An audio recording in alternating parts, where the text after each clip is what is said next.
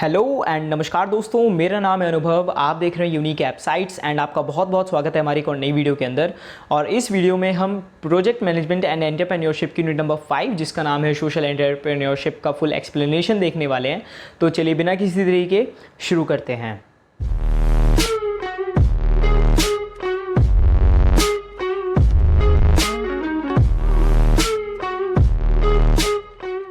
तो दोस्तों, इस यूनिट को स्टार्ट करने से पहले सबसे पहले हम डिस्कस करेंगे इसके सिलेबस को कि AKTU की तरफ से इस यूनिट का क्या सिलेबस है।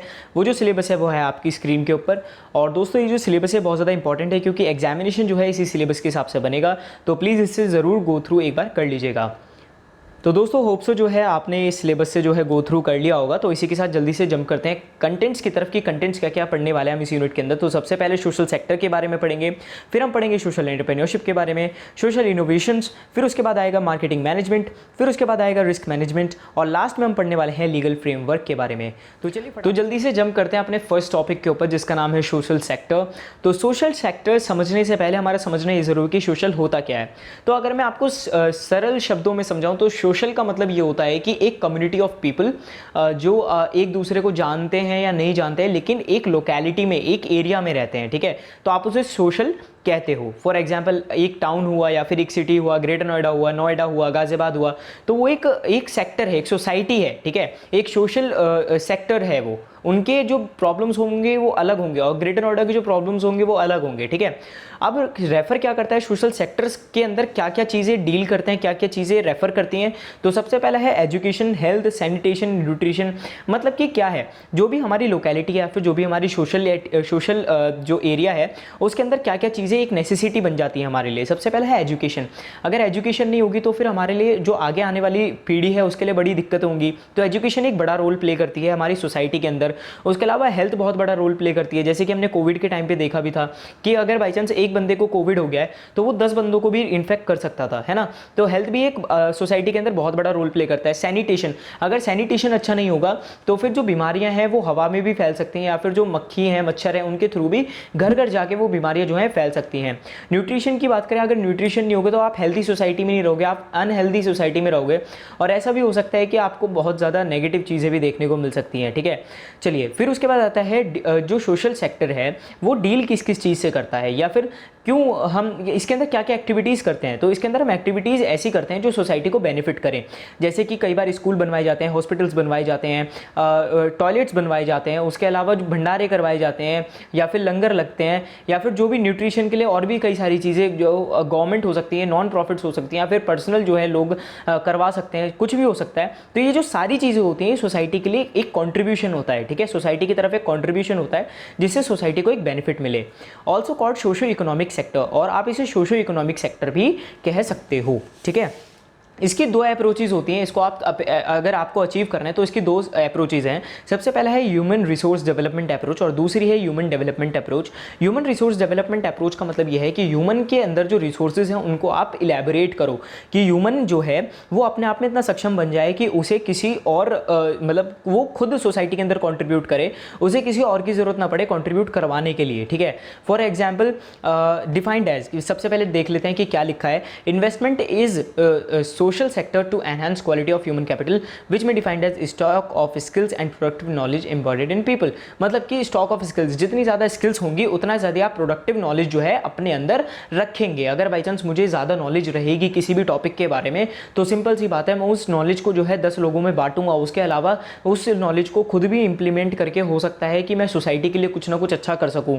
तो इसीलिए इसको बोला जाता है ह्यूमन रिसोर्स डेवलपमेंट अप्रोच। इसके अंदर क्या होता है कि ह्यूमन की इंटरवेंशन जो है उसको लिमिट नहीं किया जाता। मतलब आप किसी भी ह्यूमन अगर कोई चाहता है कि आपकी चीज़ों में इन्वॉल्व होना चाहता है तो आप उसे रोको नहीं। ठीक है, जैसे कि हम देखते हैं कि जैसे आप लेबर का एग्जाम्पल ले सकते हो। लेबर जो होती है वो वेट उठा करके एक जगह से दूसरी जगह पर रख रही होती है, लेकिन अगर कोई और उस काम को करना चाहता है तो जो वहाँ का कंस्ट्रक्शन वाला जो हेड मास्टर होता है फिर जो भी होता है वहाँ पे वो उस चीज़ को मना नहीं करता। वो आपको उतना ही पे करता है जितने अदर जो लेबर्स है उनको पे कर रहा होता है। ठीक है, तो यहाँ पे ह्यूमन का इंटरवेंशन नहीं है, ह्यूमन को मना नहीं है किसी भी चीज़ के लिए।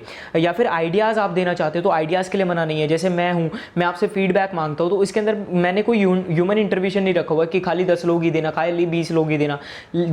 जितने लोग आप कंट्रीब्यूशन करना चाहते हो फीडबैक देने के लिए या फिर जो भी चीज़ें करने के लिए, वो आप कर सकते हो। Invest for pursuit self reliance. Self reliance का मतलब क्या होता है कि आप अपने ऊपर भरोसा रखो। कई बार क्या होता है, जो गरीब लोग होते हैं ना, वो गरीबी की वजह से अपने ऊपर भरोसा जो है हट जाता है, उनका भरोसा नहीं रहता अपने ऊपर कि वो लाइफ में कुछ अचीव करवाएंगे नहीं। तो आप इन्वेस्ट करो कि उन लोगों को आप भरोसा दिलाओ कि हाँ वो कुछ ना कुछ करने के लिए सक्षम है, वो बहुत कुछ फोड़ सकते हैं, ठीक है।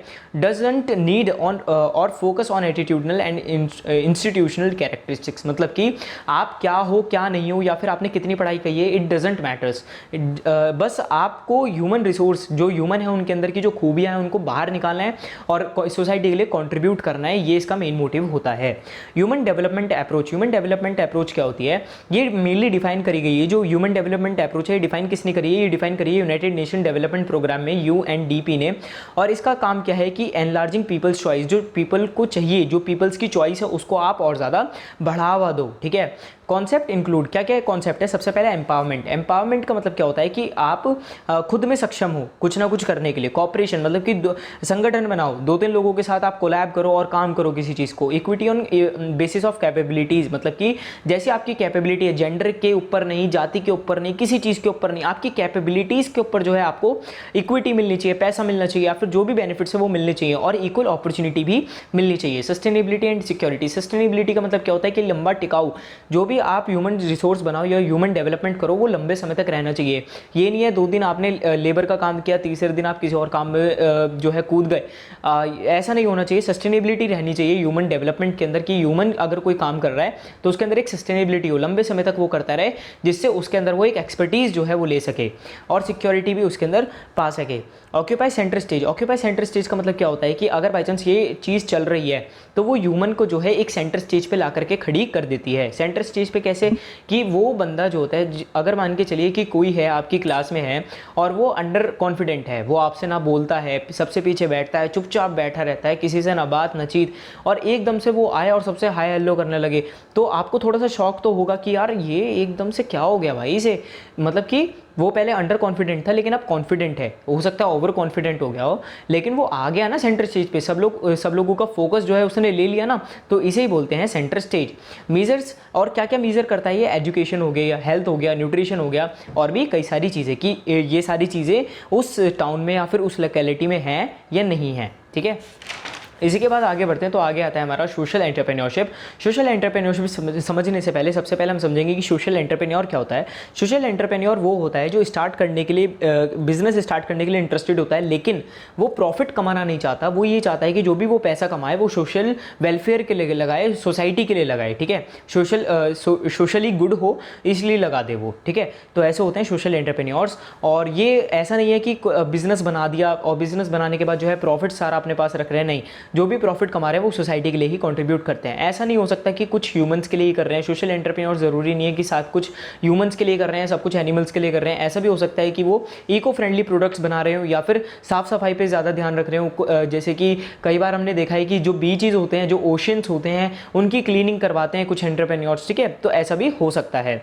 फिर उसके बाद है सोशल एंटरप्रेन्योरशिप ग्रोइंग ट्रेंड, और आज के टाइम में ये ग्रोइंग ट्रेंड है। जो लोग हैं वो एक तरीके से आप कह सकते हो फेम लेने के लिए या फिर सोशल रियलिटी में उनके अंदर कुछ होता है, एम्पैथी होती है कि वो सोशल वेलफेयर करते हैं, और ये लेकिन ये ग्रोइंग ट्रेंड है, ठीक है। आज के टाइम में हर कोई चाहता है कि सोसाइटी को कंट्रीब्यूट करना, और करते भी हैं, और बहुत अच्छी बात भी है। सोशली रिस्पॉन्सिबल इन्वेस्टिंग, और या फिर आप कह सकते हो सोशली रिस्पॉन्सिबल इन्वेस्टिंग, कि वो सोशली अपनी रिस्पॉन्सिबिलिटी जो है उसके अंदर इन्वेस्ट कर रहे हैं।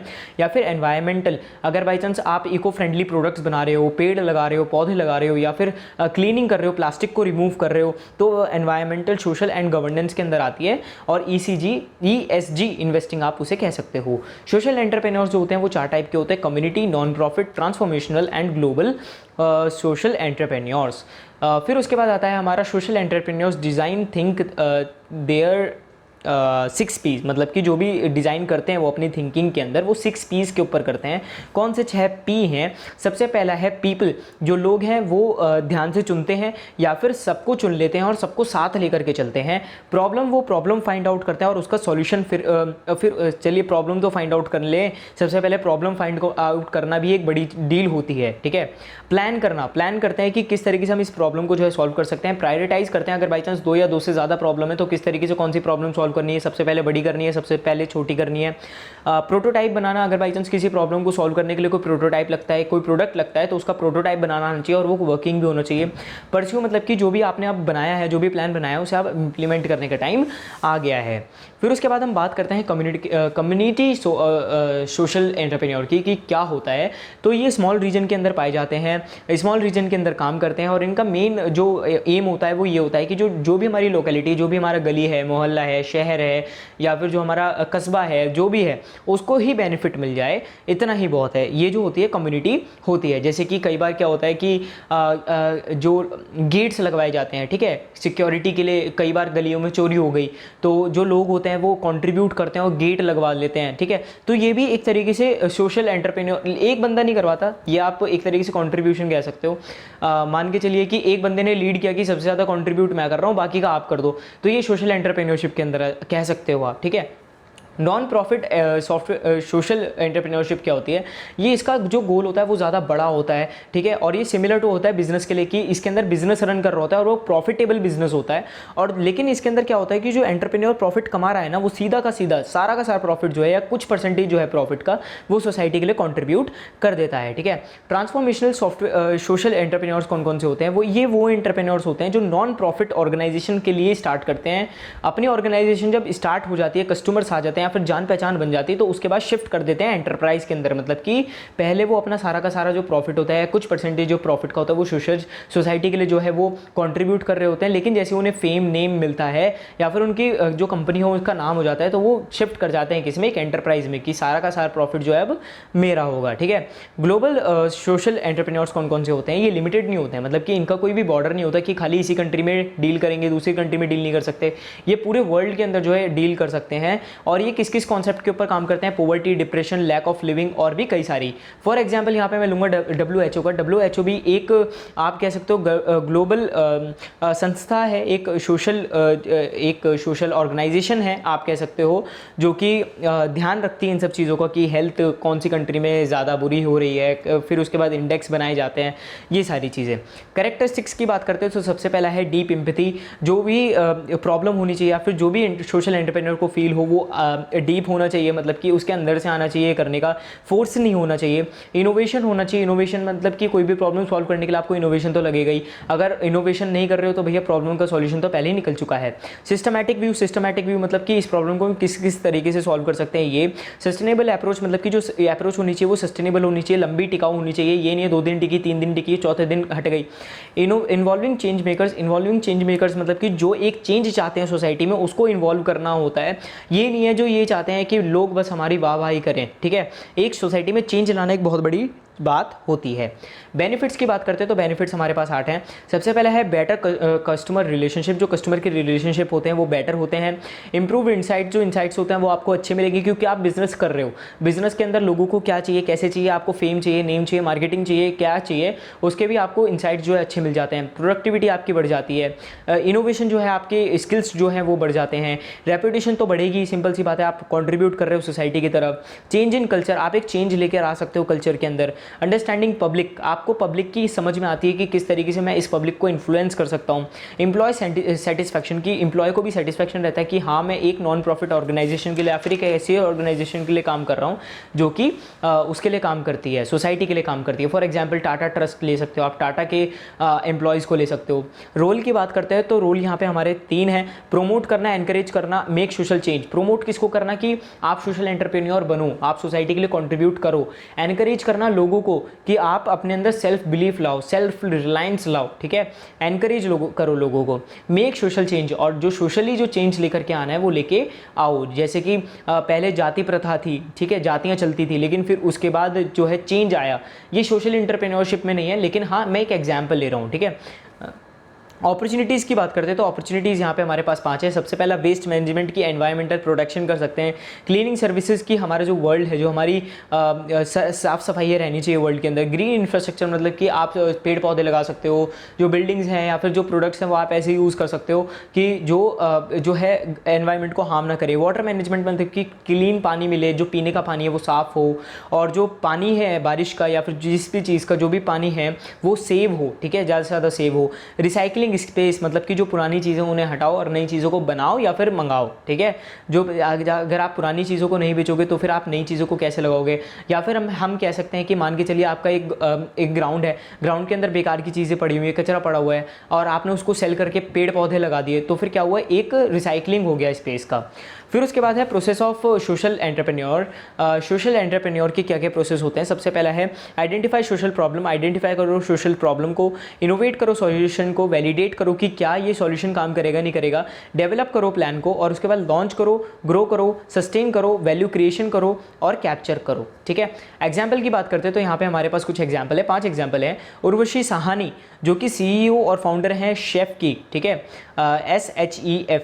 फिर उसके बाद है हरीश हांदे जो है CEO और फाउंडर सेल्को के। सेल्को क्या आते हैं, सस्टेनेबल एनर्जी जो है वो प्रोवाइड करती है। जेरो बिलमोरिया क्या करते हैं, इनिशिएट करते हैं चाइल्ड लाइन को। अंशु गुप्ता इन्होंने क्या किया था, फाउंडर ऑफ गूंज। और जो संतोष पारुलेकर हैं वो है फाउंडर ऑफ पीपल ट्री क्या करती है कि ये एम्प्लॉयमेंट प्रोवाइड करती है मेनली, ठीक है। चलिए फिर उसके बाद आगे बढ़ते हैं तो आगे आता है हमारा नेक्स्ट टॉपिक जिसका नाम है सोशल इनोवेशंस। दोस्तों आगे बढ़ने से पहले प्लीज़ हमारे चैनल यूनिक एपसेट्स को सब्सक्राइब कर देना, वीडियो को लाइक कर देना, शेयर कर देना अपने दोस्तों को, और प्लीज़ मुझे कमेंट सेक्शन में ज़रूर बताना आपको नेक्स्ट वीडियो किस टॉपिक के ऊपर चाहिए, कोई फीडबैक हो, कोई सजेशन हो, कोई डाउट हो। और जल्दी से बढ़ते हैं आगे। तो सबसे पहले इसके अंदर है developing and implementing new solutions to solve social and environmental issues, कि हम डेवलप करें और इंप्लीमेंट करें नए सॉल्यूशंस को जिससे हम सॉल्व कर सकें सोशल और एनवायरमेंटल इशूज़ को। Long term impact at large scale, और इसका जो होता है ना इम्पैक्ट जो होता है वो लार्ज स्केल पे होता है, ठीक है। अब हम सोसाइटी के इनोवेशंस के बारे में तो सोसाइटी एंटरप्रेन्योरशिप के बारे में तो पढ़ लिया कि सोसाइटी के अंदर कंट्रीब्यूट करते हैं, और इसके अंदर सबसे इंपॉर्टेंट पॉइंट आया था कि इनोवेशन करना होता है। कैरेक्टरिस्टिक क्या थी, इनोवेशन करना होता है। तो सोशल इनोवेशन जो होता है वो बहुत ज़्यादा ज़रूरी होता है, क्योंकि वो जो सॉल्यूशंस होते हैं ना वो हमारे एनवायरमेंटल इशूज़ को या फिर इकोनॉमिकल या फिर फाइनेंशियल इशूज़ को, हेल्थ को इशूज़ को, या फिर किसी भी इशूज़ को, जो भी हमने जो है फर्स्ट लाइन में ही पढ़ा था इस यूनिट की क्या था, फटाफट से देख लेते हैं। एजुकेशन हो, हेल्थ हो, सैनिटेशन हो, न्यूट्रिशन हो, या फिर इसके अलावा और भी हो, रोडवेज हो सकते हैं। तो ये जो सारे के सारे जो इनोवेशन है उनको सॉल्व आउट करे, ठीक है, इनके रिगार्डिंग जो है प्रॉब्लम जो है सॉल्विंग करे, ठीक है। लॉन्ग टर्म इंपैक्ट होता है, ये हमने पढ़ लिया। Have sustainability scale and transformative impact, मतलब कि ये सस्टेनेबल होने चाहिए, लंबे समय तक टिकाऊ होने चाहिए, स्केल होना चाहिए। स्केल का मतलब है कि हम या तो अगर पैसा कमा रहे हैं तो पैसे के लिए भी हम बढ़ाना, या फिर किस तरीके से हमें कॉन्ट्रीब्यूशन करना है, ये सारी चीज़ें होनी चाहिए। और जो हम ट्रांसफॉर्मेशन करें उसका एक इम्पैक्ट पड़ना चाहिए। मान के चलिए एक रोड बनाया हमने और रोड पे कोई जाता ही नहीं है, तो फिर फ़ायदा है उस रोड बनाने का, नहीं है ना। लेकिन आप रोड उस जगह बनाओ, हाईवेज बना दो, लेकिन इस जगह बनाओ जहाँ पे प्रॉफिट हो, ठीक है, फार्मर्स को फ़ायदा हो, या फिर जो उस सोसाइटी के लोग हैं या फिर उस एरिया के जो लोग हैं उन्हें फ़ायदा हो, ऐसा कुछ इम्पैक्ट लेके आना है। टाइप्स की बात करते हैं तो 10 टाइप हैं। सबसे पहला है सोशो टेक्निकल इनोवेशन। इसके अंदर जो टेक्निकल चीज़ें हैं उनके अंदर जो इनोवेशन करते हैं उन्हें सोशो टेक्निकल इनोवेशन कहते हैं।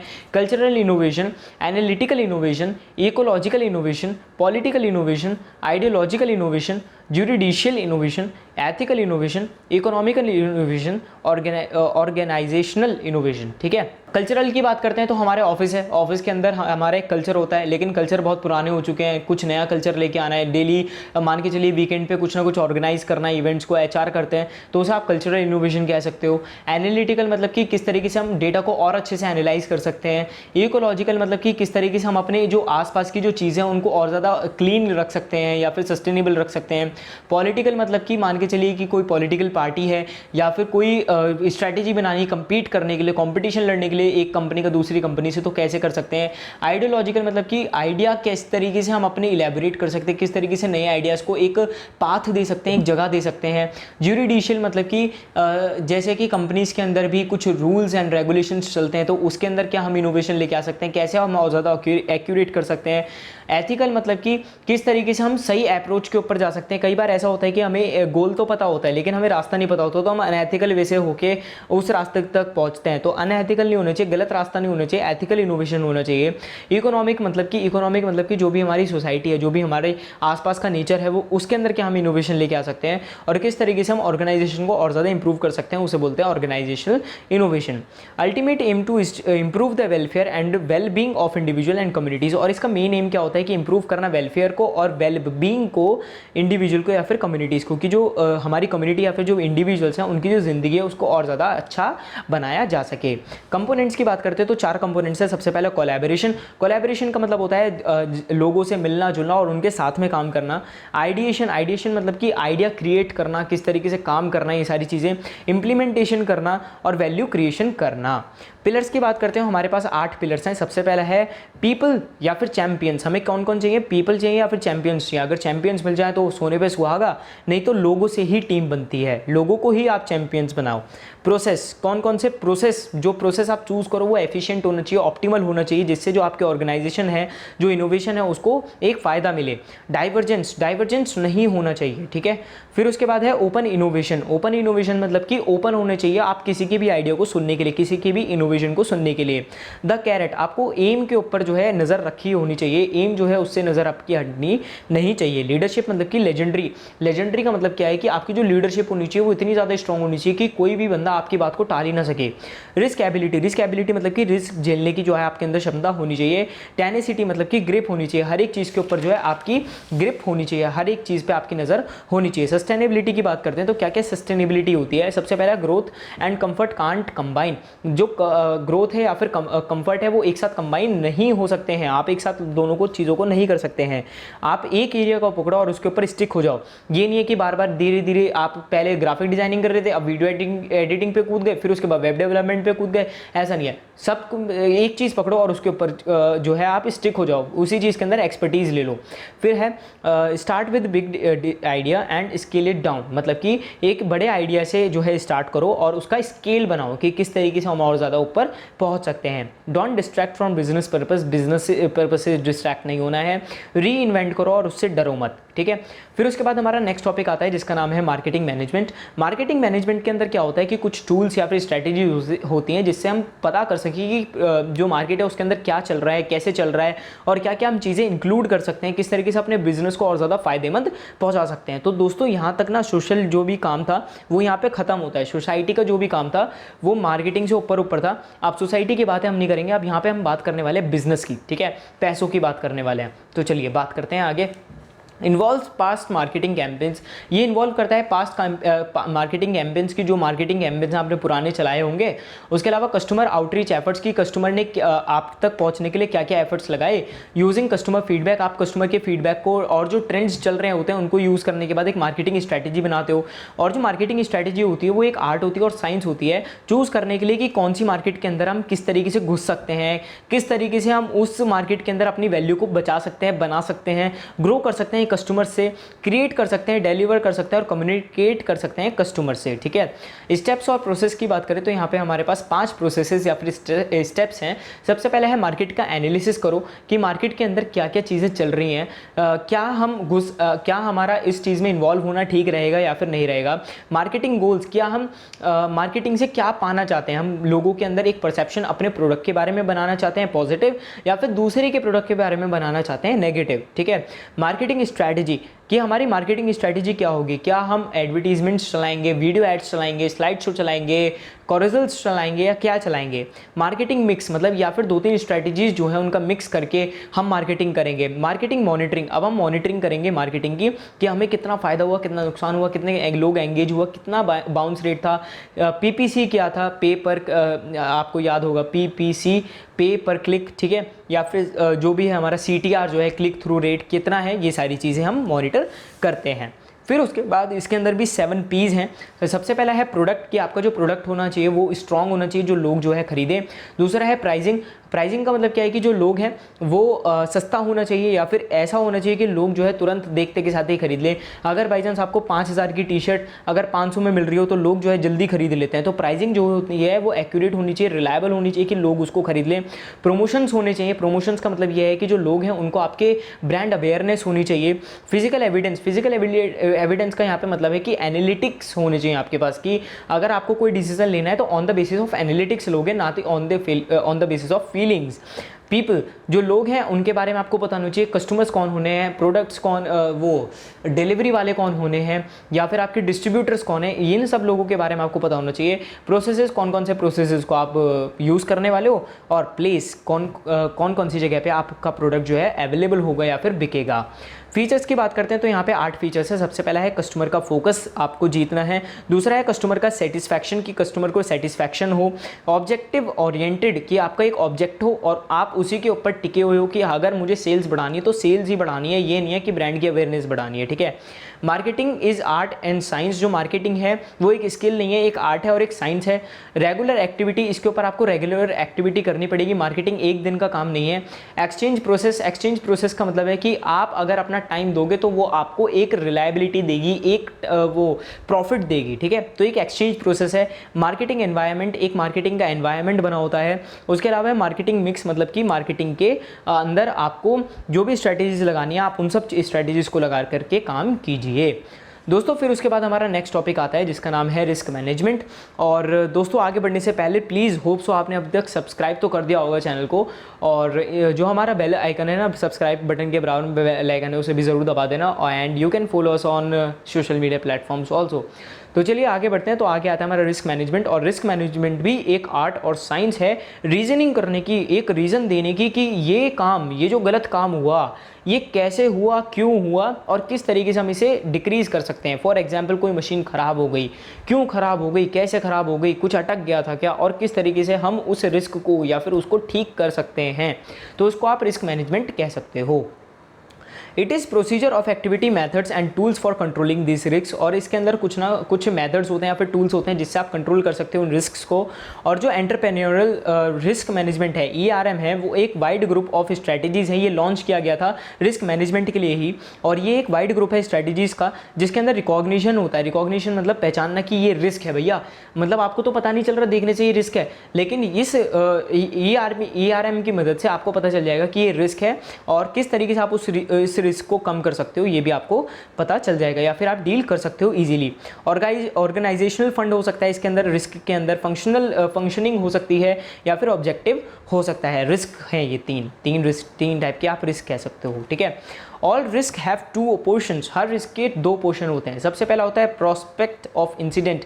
प्रोस्पेक्ट ऑफ इंसिडेंट मतलब कि इंसिडेंट के बाद क्या हुआ, या फिर इंसिडेंट कैसे हुआ, क्यों हुआ।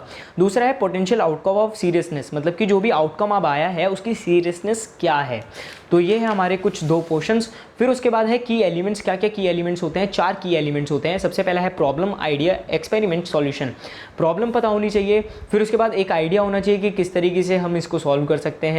एक्सपेरिमेंट होना चाहिए कि हम चलो इम्प्लीमेंट करके देख लेते हैं, और उसके बाद जो है एक्सपेरिमेंट अगर फाइनल हो गया, सॉल्व हो गया हमारा प्रॉब्लम, तो सॉल्यूशन हमें मिल गया, ठीक है। टाइप्स ऑफ रिस्क क्या होते हैं? 7 टाइप के रिस्क होते हैं। Strategic risk, economic risk, financial risk, market risk, people risk, personal risk, technical risk. Strategic risk मतलब कि मान के चलिए कि आपने एक स्ट्रैटेजी बनाई एडवर्टाइजमेंट करने की या मार्केटिंग करने की या फिर प्रोसेस को और ज़्यादा एफिशिएंट बनाने की, लेकिन वो काम ही नहीं करी, काम करी तो किसी और ने चुरा ली, तो स्ट्रैटेजिक रिस्क हो गया। इकोनॉमिक मतलब कि आपकी जो कंपनी है उसको फाइनेंशियली कुछ ना कुछ प्रॉब्लम हो रही है। यहाँ पे फाइनेंशियली यहाँ पे बात उसकी नहीं है, यहाँ पे है नेटवर्थ की, ठीक है। यहाँ पे फिर फाइनेंशियल रिस्क की बात करें तो पैसा आ ही नहीं रहा है या फिर ज़्यादा खर्चा हो रहा है, इसको कह सकते हो आप। मार्केट रिस्क मतलब कि मार्केट जो है, जो आपकी मार्केट है उसके अंदर जो आपके क्लाइंट्स है वो आपको छोड़ के जा रहे हैं, ये हो सकता है। पीपल रिस्क मतलब कि जो आपके एम्प्लॉयज़ है वो आपको छोड़ के जा रहे हैं। पर्सनल रिस्क मतलब कि आपके साथ कुछ बुरा हो गया, आपकी फैमिली के अंदर कुछ हो गया, या फिर आपको अंदर से कुछ रिग्रेट हो रहा है या फिर कुछ हो रहा है, मतलब कि कुल मिलाकर के आपकी पर्सनल जो प्रॉब्लम्स होंगी वो पर्सनल रिस्क के अंदर आएंगी, क्योंकि आप अगर कमांड आपकी छूटी तो कंपनी जो है अपने हवा में उड़ने लगेगी। फिर उसके बाद है टेक्निकल रिस्क, जो आपकी टेक्निक्स हैं या फिर जो भी आप टेक्नोलॉजी यूज़ करो उसके अंदर क्या क्या रिस्क आते हैं।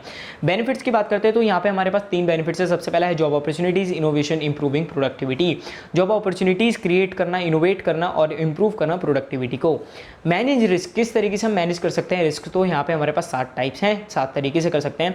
डिसाइड व्हाट मैटर्स मोस्ट, मतलब कि डिसाइड करो कि आपके लिए क्या मैटर करता है मोस्ट, क्या ये प्रॉब्लम आपके लिए बड़ी है छोटी है। अगर छोटी है तो फिर आप इग्नोर कर सकते हो, अगर बड़ी है तो भैया आपको तो सॉल्व करना ही पड़ेगा, रिडक्शन करना ही पड़ेगा।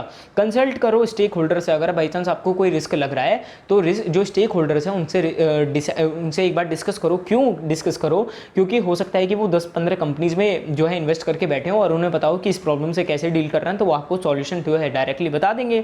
आइडेंटिफाई रिस्क, जो रिस्क आइडेंटिफिकेशन है वो सबसे बड़ी बात है, अगर आइडेंटिफाई नहीं कर पा रहे हो तो दिक्कत हो जाएगी।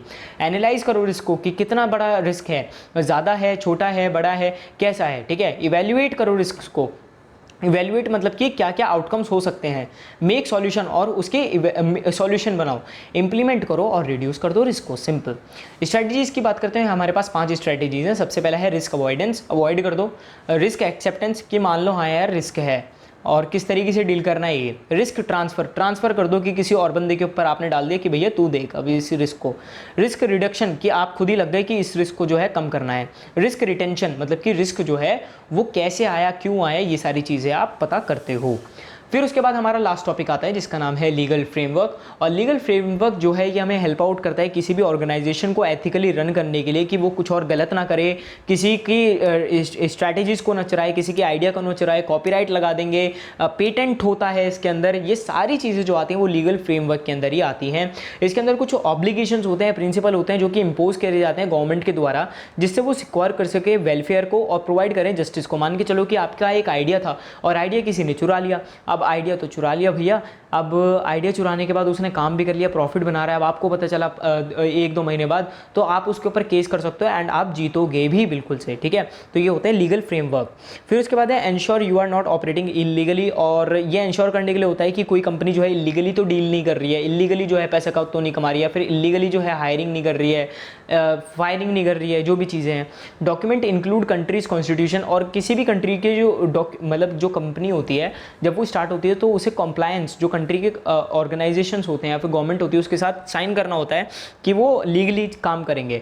तो जो डॉक्यूमेंट होता है उसके अंदर कॉन्स्टिट्यूशन जो है इंक्लूडेड होता है, लेजिस्लेशन इंक्लूड होता है, पॉलिसी, रेगुलेशंस एंड कॉन्ट्रैक्ट्स जो होते हैं वो इंक्लूडेड होते हैं।